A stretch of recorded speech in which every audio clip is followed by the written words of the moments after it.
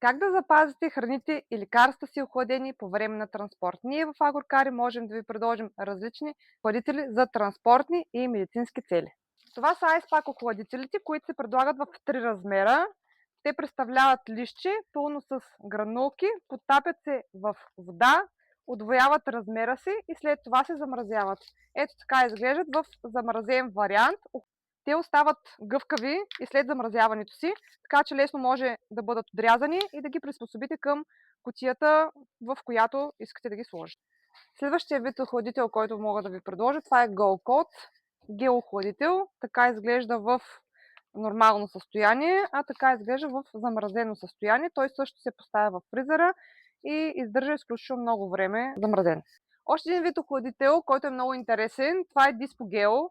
Той също се предлага в няколко размера. Той е подходящ и за студено, и за топло използване, като може да се сложи в микровълнова да се сгрее, в фурната. Използва се за всякакви видове травми, за топъл компрес. Следващия вид охладител, който бих ви предложила, това е Easy Ice. Той се използва, когато нямате фризер наличен. Представлява като сух лед.